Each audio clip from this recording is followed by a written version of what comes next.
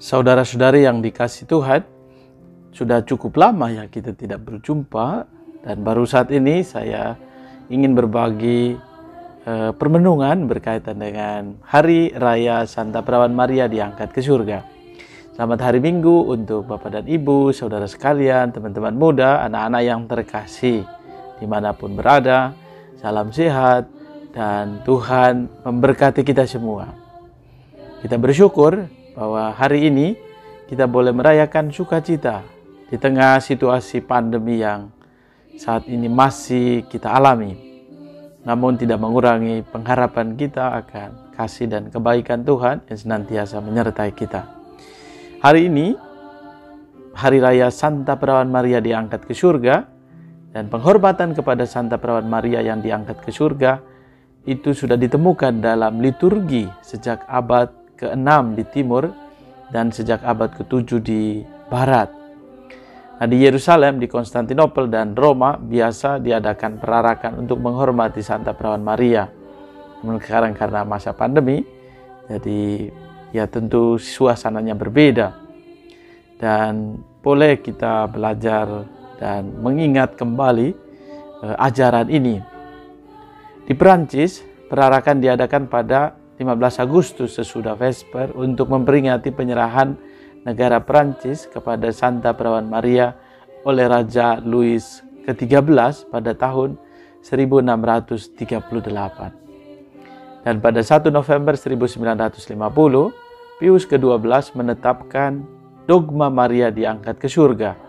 Dengan demikian, secara resmi, gereja memaklumkan iman bahwa Santa Perawan Maria pada akhir hidupnya di dunia diangkat ke surga dengan badan dan jiwanya. Misteri inilah yang kita rayakan pada Hari Raya Maria diangkat ke surga. Atau dengan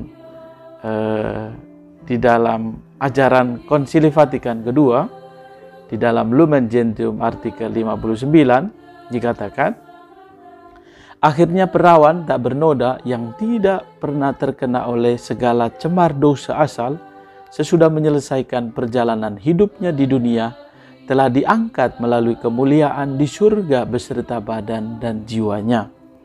Ia telah ditinggikan oleh Tuhan sebagai Ratu alam semesta supaya secara lebih penuh menyerupai putranya.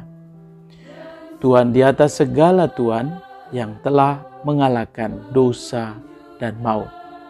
Dan Hari Raya Santa Perawan Maria diangkat ke surga memberikan kita pengharapan yang besar, yaitu menggerakkan kita dengan teladan dan doa agar bertumbuh dalam rahmat Tuhan, agar berserah pada kehendak-Nya, kehendak Tuhan, dan mencari persatuan abadi dalam kerajaan surga. Senada dengan ini, hari ini kita diajak untuk sungguh-sungguh menyadari dan boleh menimba inspirasi dari bacaan yang kita dengarkan. Bacaan hari ini, inspirasi sabda Tuhan dari Injil Lukas, bab 1, ayat 39 sampai 56. Di sana kita mendengar kisah Maria mengunjungi Elizabeth dan juga kidung pujian yang sering sekali kita dengarkan, Magnificat. Tentu kisah bacaan ini, inspirasi sabda Tuhan hari ini, bagi saya kita boleh belajar dari teladan hidup Bunda Maria. Tentu Bunda Maria yang kita imani sungguh memberikan, pertama-tama ia adalah murid pertama Yesus. Dan sungguh sekalipun ia diangkat oleh Allah sendiri untuk menjadi bunda bagi gereja dan kita semua orang beriman, ia tetap menjadi pribadi yang sungguh rendah hati.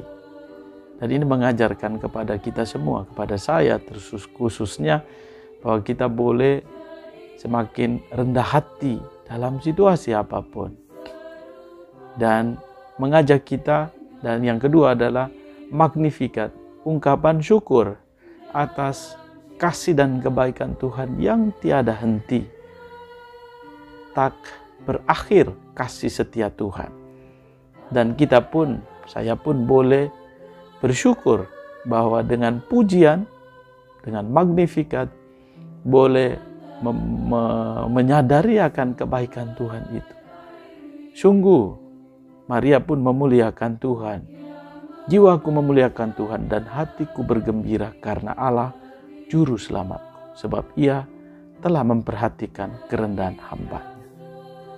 Pagi saya ungkapan ini menunjukkan syukur Bunda Maria, dan bisa jadi menjadi syukurku atas kasih dan kelimpahan-Nya yang luar biasa. Tuhan menganugerahkan setiap kita pengalaman yang menguatkan dan meneguhkan. Maka mari dalam kesempatan ini kita pun boleh belajar rendah hati dan senantiasa memaknai setiap pengorbanan saya. Saya sungguh merasakan bahwa Bunda Maria meluangkan atau bahkan tadi itu berusaha untuk menyelaraskan kehendak Tuhan. Saya yakin pasti Bunda Maria punya keinginannya sendiri, namun ia mau melepaskan keinginannya dan menyelaraskan dengan kehendak Tuhan. Tidaklah mudah, tetapi Bunda Maria mengajak kita sekalian untuk boleh meneladan imannya. Banyak hal yang jalannya tidak pahami, tetapi ia tetap berjalan, tetap beriman. Dan tentu tidak hanya beriman, tetapi mempercayakan seluruh hidupnya ke dalam penyertaan dan kasih Tuhan. Ungkapan iman akan Tuhan yang demikian membuat manusia, membuat kita semakin peka dan mencari jalan untuk memperbaiki diri kita, memperbaiki diriku dan sesama. Dan jauh dari itu adalah ajakan kita untuk semakin terlibat di dalam situasi dunia saat ini. Mari kita peduli sebagaimana Bunda Maria adalah pribadi yang peduli. Juga kita belajar bersama-sama untuk menjadi pribadi yang rendah hati dan terus memaknai setiap pengorbanan kita sebagai jalan untuk memuliakan Tuhan. Kita juga bersyukur atas hari ini untuk kebaikan Tuhan yang senantiasa dilimpahkan kepada setiap kita yang dalam proses pemulihan karena sakit, juga karena berbagai macam sakit yang lain. Tidak hanya virus corona, tapi juga berbagai dampak yang kita alami saat ini. Juga kita mohon agar kiranya Tuhan menganugerahkan pengharapan bagi setiap kita dan juga keteguhan iman.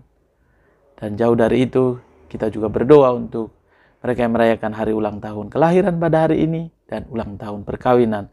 Juga untuk mereka yang merayakan ulang tahun imamat dan juga hidup membiara. Semoga kasih, setia dan kebaikan Tuhan mendampingi dan menyertai.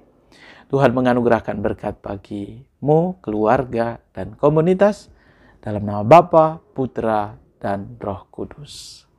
Amin. Selamat hari Minggu. Tuhan Yesus memberkati.